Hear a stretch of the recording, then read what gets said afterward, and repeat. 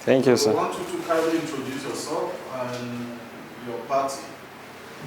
My name is Sani Musa Ibrahim, and I am the Youth Executive Governor of Plateau State.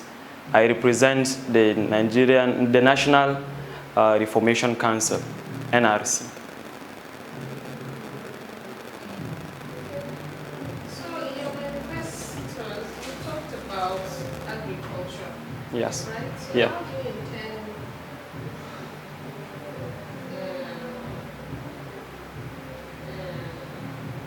okay, sorry, what do you produce in Plateau States? Okay. Agriculture is my first agenda on my manifesto because of its importance. Being a Fulani boy that is raised in Plateau State, and also I had the opportunity to be a grandson of a farmer, a son to a farmer, a friend to many farmers, and at the same time a farmer myself. So I know the importance of farming, and I know what farming has been doing to me throughout my life. It will interest you to know that I met farming as my first agenda on the manifesto deliberately and consciously because of the fact that farming has been doing wonders to me. Within this last rainy season, myself was able to harvest over 50 bags of rice and a huge amount of bag of maize. So this is to tell you that farming is of utmost importance to me. And within the interaction between me, myself, families, and the people from the rural communities, I was able to understand the challenges that farmers go through and the potentials that farming can bring when it is being upgraded. It has always occurred to me that the lackadaisical system of farming, when changed and taken to a bigger level, it's going to bring massive transformation in the country. Before I tell you how I'm going to improve farming in Nigeria, it may interest you to know that China, I love talking about China because of the greatness that they have in almost every aspect. China, as of today, uses 7% of its land on farming. And it may interest you to know that this 7%, China today, is standing as a country that is feeding 22% of the world population. This is quite amazing, but what is more amazing about this is that China was once a country that struggled in the 20th century to feed its own population. But today they are a self-sufficient economy and feeding over 22% according to the statistics from the FAO, that they are feeding over 22% of the world's population. This is really amazing, and it is of utmost importance to me. Also, before you can be able to offer solutions to problems, you have to look at where problems have happened and how they were, and the solutions that were used toward tackling that.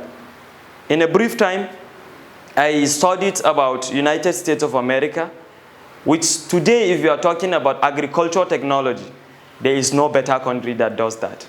They produce the machineries. When it comes to agricultural technology, they are the leaders. Brazil, for instance, historically, they are one of the best agricultural economies in the world.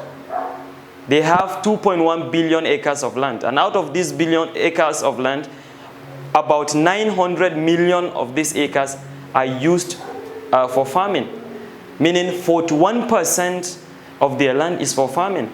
And today, Brazil is the largest exporter of sugarcane, second largest producer exporter of soybeans, and also the largest exporter of beef, coffee, and the rest. So these are countries that have strong economies today as we are talking. And they relied on agriculture as a major source for their employment and for their gross domestic product. Even France, as advanced as France is today, statistics have shown that 7% of its citizens are into agriculture. So now, let me bring it here to Nigeria. With the abundance of population in Nigeria, and with the over 70 million hectares of land that we have, there is so much that can be achieved with proper governance and utilization of these resources. So I believe we have the manpower and the resources. And every blessed, natural occurrence that we have, the rainfall is very friendly. As much as we can be able, to come up with policies, we are going to really record massive transformation. And this is why, in my manifesto that day, I said that I am going to introduce something called the farm policy. The farm policy is aimed at catering for a lot of farming issues that is going to boost agriculture. First is that we are going to ensure that the state legislatures and the federal legislatures pass laws on this farming policy that will aid in giving subsidies to agro-allied producers and peasant farmers.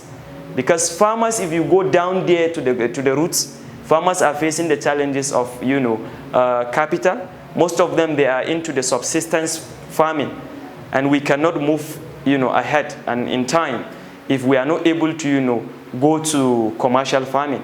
So I'm going to introduce that within the farm policy, just as is happening in Japan and the United States. They have the farm bills. So we are going to do that. Secondly, I am a tech guy, and I always tell people how important technology is.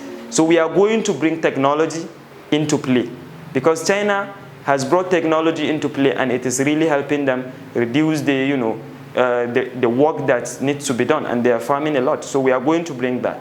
To cut everything short, we are going to bring back the marketing commodities. We are going to enhance access to credit, and we are going to empower our institutions to cater for farmers at all levels. We are going to make farming a business for all, not a business for the dirty. Thank you. Thank you for sharing these wonderful ideas, and we wish you the best. Thank you so much, sir. Thank you.